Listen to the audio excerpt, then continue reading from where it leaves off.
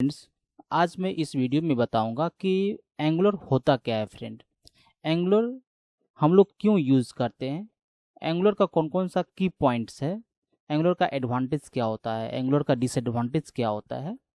Friend, angular के बारे में बताने से पहले मैं बताना चाहता हूँ कि मैं एंगुलर का एक प्लेलिस्ट स्टार्ट कर रहा हूँ। फ्रेंड, यदि आप लोग एंगुलर सीखना चाहते हो तो मैं एंगुलर का बेसिक टू एडवांस लेवल में सारे कॉन्सेप्ट में क्लियर करूँगा।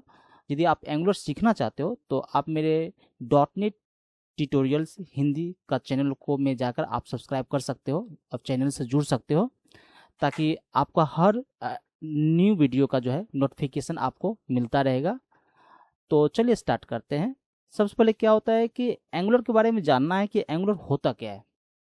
तो एंगुलर में जानने से पहले मैं बताना चाहता हूँ कि एंगुलर जेएस भी होता है। इससे पहले जो मेरा जो वर्जन आया था एंगुलर जेएस जो होता है फ्रेंड, एंगुलर जेएस में क्या होता था, ये एंगुलर का पहले का वर्जन है एंगुलर जेएस। तो एंगुलर जेएस जो होता है वहाँ पर भी जावा स्क्रिप्ट का यूज होता था। तो पुराना वर्जन ओल्ड वर्जन है एंगुलर जेएस। तो नया मॉडल जो नया जो वर्जन आया है वो है एंगुलर। तो एंगुलर जो है एक फ्रेमवर्क है। तो इसमें फ्रेमवर्क में क्या होता है कि बहुत सारा फीचर्स इसमें इंक्लूड किया गया है और बहुत सारा मॉडिफाई किया गया है इस फ्रेमवर्क में। और ये जो है इसके साथ जो है टाइप स्क्रिप्ट वर्क करता है। इसके साथ जो है टाइप स्क्रिप्ट हम लोग वर्क यूज करते हैं। और पहले जो एंगुलर जेएस था वो एंगुलर जेएस था पहले वाले, जो 2011 में रिलीज हुआ था, तो 2010 में। तो उसमें जो है जावा स्क्रिप्ट हम लोग यूज करते थे, है ना। तो अभी जो एंगुलर है वो 2016 में रिलीज हुआ है और उसमें क्या होता है कि बहुत सारा मॉडिफाई किया गया है, एक फ्रेमवर्क बनाया गया है।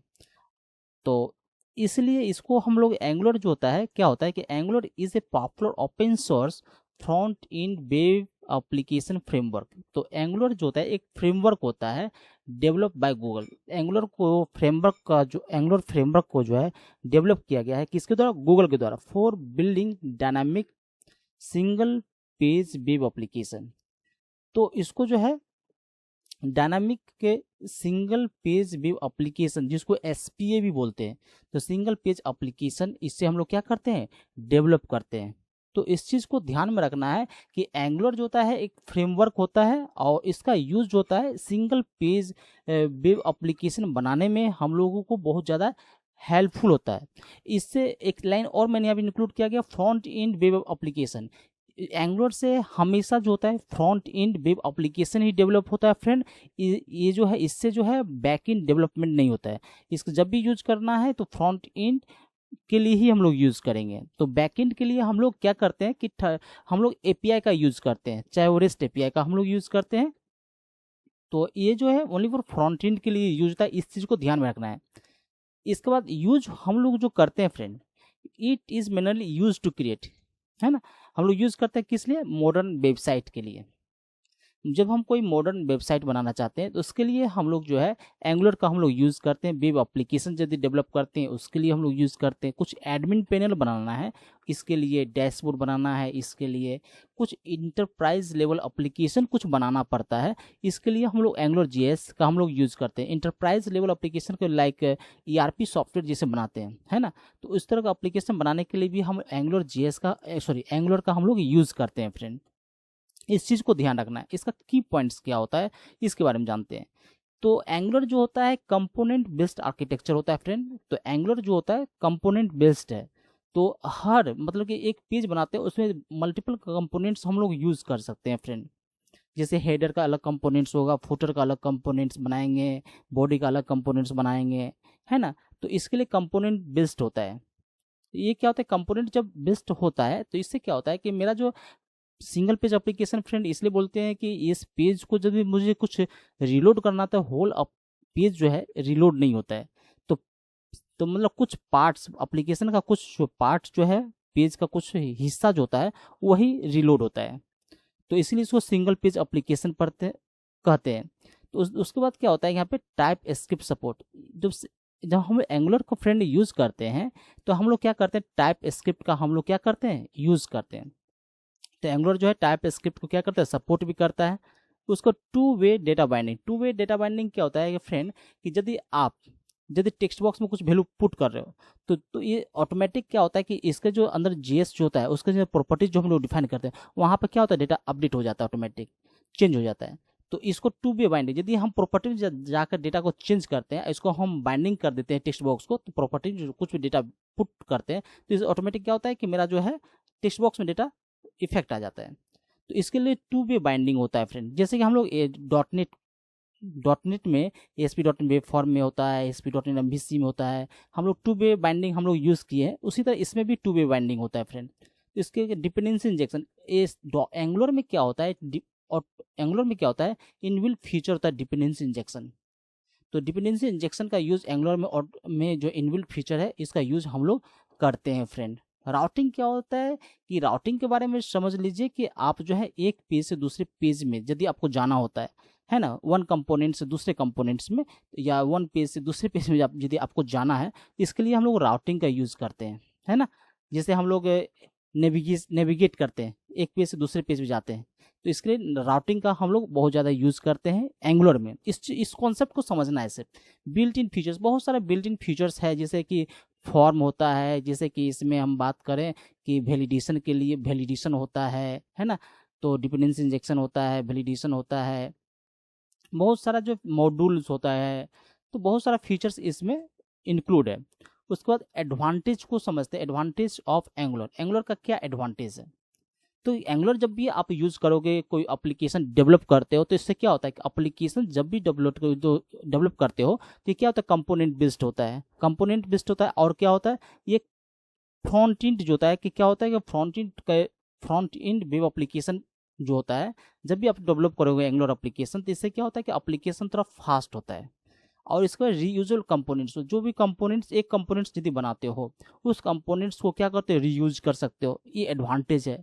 लार्ज कम्युनिटी सपोर्ट भी होता है इसका, जो है जब तुम स्टैक ओवरफ्लो में जाकर कुछ सर्च करते हो, कुछ फाइंड आउट करते हो कोडिंग के बारे में, तो आपको वहाँ पे बहुत ज़्यादा जो है लार्ज कम्युनिटी है, इसका सपोर्ट है, वहाँ पर आपको सपोर्ट आपको ज़्यादा मिलता है। गुड फॉर इंटरप्राइज एप्लीकेशन, तो इस इंटरप्राइज एप्लीकेशन के लिए ये बहुत ही अच्छा है, ये बताना चाहता है। मेंटेन बाय गूगल, ये जो एंगुलर जो है गूगल के द्वारा क्या होता है, मेंटेन होता है, इस चीज़ को याद रखना है। और उसके बाद जो है डिसएडवांटेज भी है। जब एडवांटेज है तो फ्रेंड, तो ऑब्वियसली इसमें डिसएडवांटेज भी होना चाहिए, जैसे कि learning curve in higher. Learning curve in higher क्या होता है फ्रेंड, इसमें क्या होता है कि हम लोग जो होता है जब भी एप्लीकेशन डेवलप करते हैं तो इसमें क्या होता है, टाइप स्क्रिप्ट का हम लोग यूज़ करते हैं फ्रेंड। और दूसरी बात इसमें जो होता है कि ये कि जो एंगुलर जो होता है एक फ्रेमवर्क होता है, और ये जो फ्रेमवर्क थोड़ा हैवी फ्रेमवर्क होता है, इसमें बहुत सारा फीचर इनबिल्ट किया गया है, जो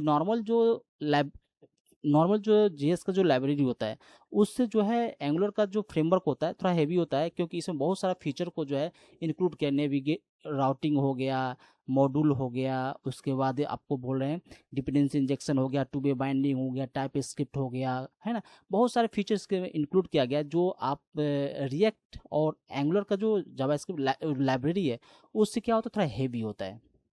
उससे क्या होता है, more complex than simple JavaScript framework.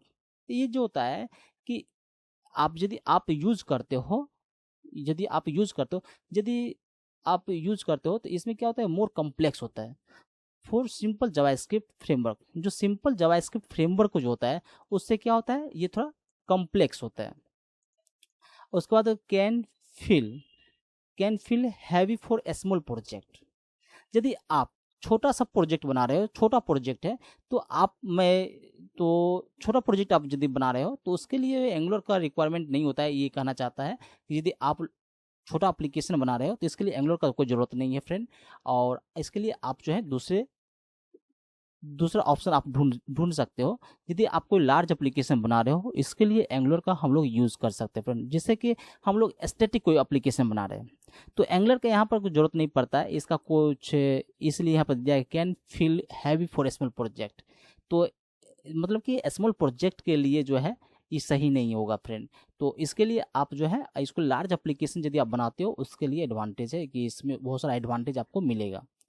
तो इस तरह से क्या होता है फ्रेंड कि आपको इस चीज़ को ध्यान रखना है कि आप जब भी एंगुलर यूज़ करते हैं, एंगुलर जीएस दोनों डिफरेंट चीज़ होता है। एंगुलर जीएस होता है ओल्ड वर्जन होता है, एंगुलर जो होता है न्यू वर्जन होता है।